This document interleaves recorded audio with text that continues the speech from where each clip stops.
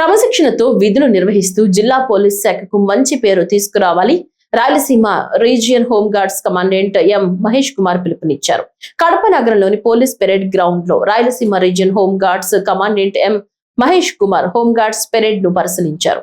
అనంతరం దర్బార్ లో home guards సిబ్బందిని ఉద్దేశించి మాట్లాడుతూ పోలీస్ వ్యవస్థలో హోమ్ గార్డుల సేవలు అత్యంత కీలకమని, విధి నిర్వహణలో క్రమశిక్షణ పాటిస్తూ శాఖ ప్రతిష్టను పెంచేలా పని చేయాలన్నారు.